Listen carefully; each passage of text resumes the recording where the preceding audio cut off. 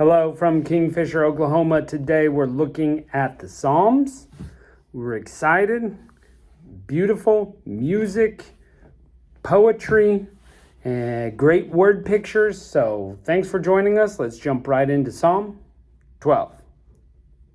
Help, Lord, for the godly man ceaseth, for the faithful fail from among the children of men. They speak vanity, everyone to his neighbor, with flattering lips, and a double heart do they speak. The Lord shall cut off all flattering lips, and the tongue that speaketh proud things. Who have said with our tongue, we will prevail, our lips are our own. Who is Lord over us? For the oppression of the poor, for the sighing of the needy, now I will arise, saith the Lord. I will set him in safety from him that puffeth at him. The words of the Lord are pure words, as silver tried in the furnace of earth, purified 7 times. Thou shalt keep them, O Lord. Thou shalt preserve them from this generation forever. The wicked walk on every side, when the vilest men are exalted. I think we feel this. We feel injustice, and we want to see God do something. And He will. He will. God is going to keep the pure. He's going to keep the poor. The one when they're oppressed, He's going to be the justice for them. And He will sit them in safety. I love that word picture. He's going to sit them in safety and keep them safe from those that puff at them. We can cry out to help when we're in tough times. And God will be there. Love it. He's kind of a theme there. So,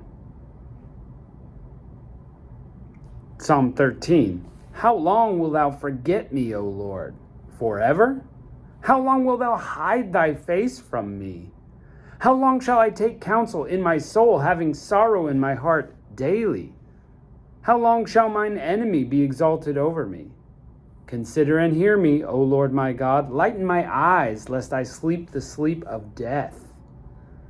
Lest mine enemies say, I have prevailed against him, and those that trouble me rejoice when I am moved.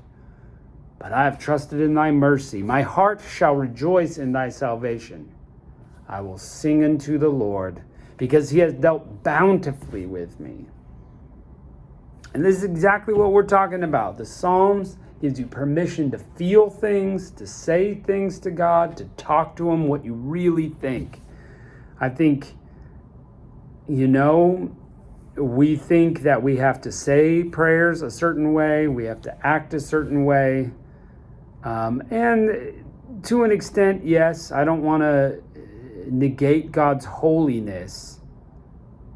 I don't want to negate that approach.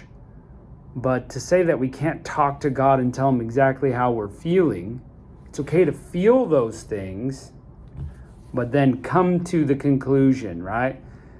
How long will you forget me, God? Did God really forget you? No.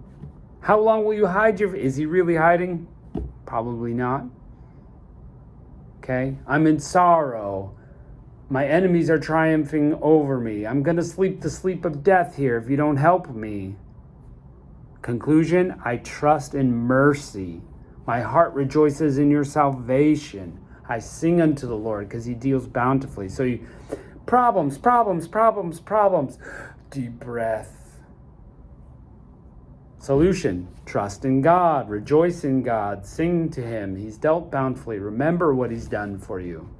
And I think we all do that. We all do that, emotions, and then, okay, let's keep going towards God.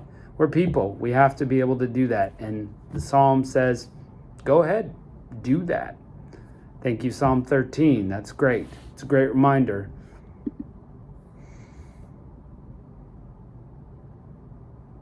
Psalm 14. The fool hath said in his heart, there is no God. They are corrupt. They have done abominable works. There is none that doeth good. The Lord looketh down from heaven upon the children of men to see if there were any that did understand and seek God.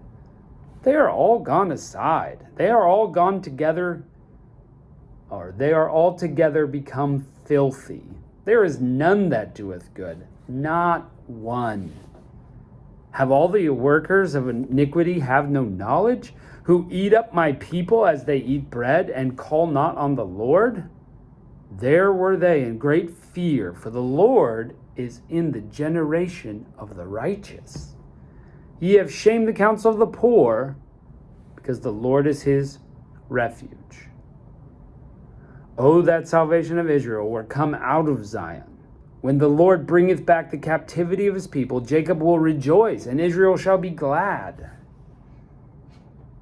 There's a lot happening there. The fool says there is no God. They're corrupt. They're abominable. The Lord looks down at heaven and sees the misunderstanding of men. Why do they do that? God is so great. Why do they just live their life away from God? God is with the righteous. That's a great thing. We see that promise in the Bible. I will never leave you or forsake you.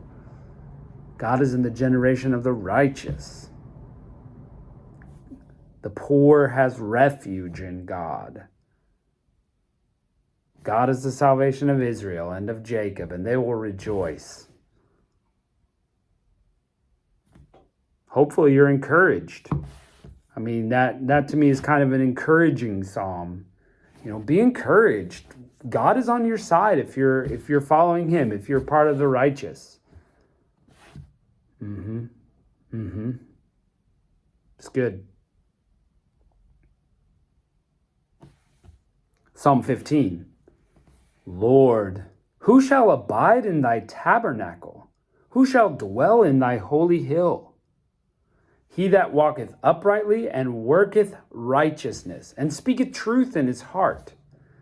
He that backbiteth not with his tongue, nor doth evil to his neighbor, nor taketh up reproach against his neighbor, in whose eyes a vile person is contemned. But he honoreth them that fear the Lord. He that sweareth to his own hurt and changeth not. He that putteth not out his money to usury, nor taketh reward against the innocent. He that doth these things shall never be moved. Yeah, that one's good. That one's good.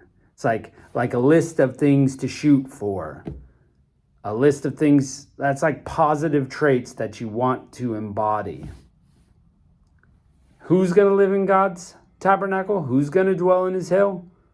The upright, the righteous, the truthful, people who keep a civil tongue, who are kind to their neighbors, the one that honors the Lord. I love this line. I've always liked this line. He swears to his own hurt but doesn't change. Ooh, have you ever been there and done that? It's like you said something, you've given your word for something, and now you're regretting having given your word, but you gave your word, so you've gotta see it through. Of course, we don't mean in a bad way. It's a good thing, Sometimes things just happen. Oh, I promised my friend that I'm going to go help him, do this. And, now, I missed this opportunity, but I told him I would be there. So you go. Yep. That's the kind of person, righteous. He doesn't lend money at interest to people who need money. He just does the right thing. He doesn't take a reward to bend justice against the innocent. That's the kind of man or woman that God is looking after. The righteous. Yeah, squad goals, I guess.